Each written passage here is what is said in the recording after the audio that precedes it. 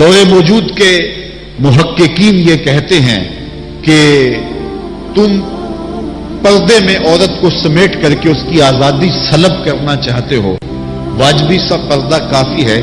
لیکن چہرے کا، ہاتھوں کا اور دیگر جو ہے وہ کچھ اعضاء کا پردہ ضروری نہیں ہے،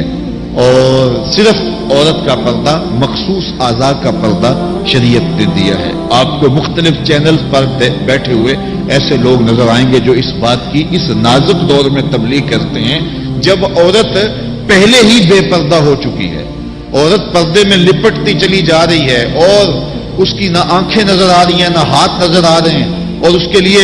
جو ہے وہ کوئی ایک راستہ بھی باقی نہیں بچا، تو پھر تو کوئی یہ تبلیغ کرے تو سمجھ آتا ہے کہ ہو سکتا ہے کسی جو ہے وہ تحقیق کے تحت یہ بات کر رہا ہو۔ جب عورت اپنے لباس سے بھی باہر ہوتی چلی جا رہی ہے تو اس وقت یہ تبلیغ کرنا کیا معنی رکھتی ہے سوائے کسی ایجنڈے کے تحت، اور اس کے پس منظر میں کچھ ہمیں دکھائی نہیں دیتا ہے۔ تو وہ کہتے ہیں کہ چہرے کا پردہ نہیں ہے، ہاتھوں کا پردہ نہیں ہے، پاؤں کا پردہ نہیں ہے۔ شاید وہ اس بات کو جو ہے وہ سمجھنے سے قاصر ہیں کہ یہ محارم کے لیے ہے۔ عورت کا مخصوص اعضاء کا پردہ تو اس کے باپ سے بھی ہے، اس کے بھائی سے بھی ہے، اس کے محارم سے بھی ہے، حتیٰ کہ بیٹے سے بھی ہے، لیکن یہ جو اعضاء ہیں ان کا پردہ بھی عورت کے اوپر لازم ہے، چونکہ جو شر پیدا ہوتی ہے وہ چہرے سے اس کا آغاز ہوتا ہے۔ تو میں ایک بات کہا کرتا ہوں کہ یہ جتنے دلائل ہیں ان دلائل کے جواب بھی علماء نے دیے ہیں، یہ ساری بحث کی جا سکتی ہے۔ میری مائیں بہنیں تصور کر لیں کہ سیدہ فاطمہ تو زہرا کا پردہ کیسا ہوگا، تو ان کے تصور میں حیا میں لپٹی ہوئی فاطمہ دکھائی دے گی۔ بلکہ سیدہ فاطمہ تو زہرا سے جب پوچھا گیا کہ عورت کا صحیح پردہ کیا ہے، انہوں نے کہا کہ عورت کا صحیح پردہ یہ ہے کہ وہ کسی مرد کو نہ دیکھے اور کوئی مرد اس کو نہ دیکھے۔ حضرت عبداللہ ابن مکتوم رضی اللہ تعالی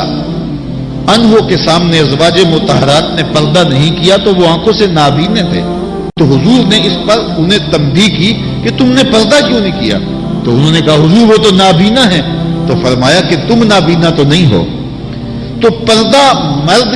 مرد سے بھی ہے، جہاں فتنے کا امکان بھی ہو، شریعت نے وہ راستہ ہی مسدود کر دیا ہے تاکہ کل کوئی فتنہ کھڑا نہ ہو جائے۔ تو میں سادی سی بات یہ کرتا ہوں کہ پردے کے حوالے سے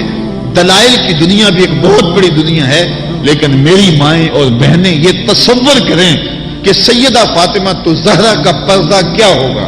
تو یہ تصور کرنے سے ہی طبیعت میں حیا پیدا ہونا شروع ہو جائے گا، اور سیدہ کا پردہ اور ان کی عصمت اور ان کی آبرو کا انداز سمجھ میں آ جائے گا۔ حضرت اسماء بنت امیس رضی اللہ تعالیٰ عنہ فرماتی ہیں کہ میں سیدہ فاطمہ تو زہرا کے پاس بیٹھا کرتی تھی، اور انہیں سب سے زیادہ فکر اس بات کی تھی کہ زندگی میں تو عورت اپنے پردے کی حفاظت کر لیتی ہے، لیکن مرنے کے بعد جب پٹڑے پہ چارپائی پہ اسے ڈالا جاتا ہے تو اس کا جسم جو ہے وہ جنبش کرتا ہے اور وہ مختار نہیں ہوتی ہے، تو اعضاء دکھائی بھی دیتے ہیں، اعضاء کی حیت بھی سمجھ میں آتی ہے،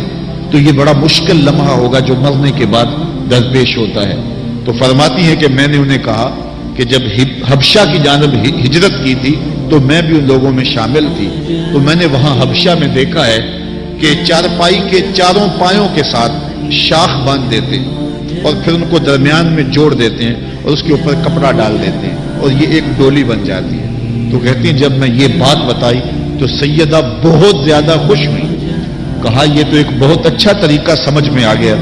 جس سے مرنے کے بعد بھی عورت کے پردے کی اور اس کے جسم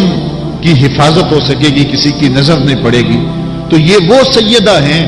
کہ جنہوں نے اپنے پردے کی حفاظت یوں کی کہ غیر مرد نے انہیں نہیں دیکھا، اور پھر مرنے کے بعد بھی ان کے لیے وہ ڈولی تیار کر لی گئی، رات کی تنہائیوں میں ان کا جنازہ پڑا گیا، اور یہ وہ پاک دامن خاتون ہے جن کا آنچل مہر و ماں نے بھی نہیں دیکھا ہے۔ اور جب قیامت کا دن ہوگا تو حضرت سیدہ فاطمہ تو زہرا 70,000 خواتین کے جلو میں نکلیں گی، تو آواز آئے گی یا اہل الجمع غدوا ابصارکم لأن فاطمہ بنت محمد حتی تمر، اے لوگوں نگاہیں نیچی کر لو، محمد عربی کی بیٹی کی سواری گزر رہی ہے۔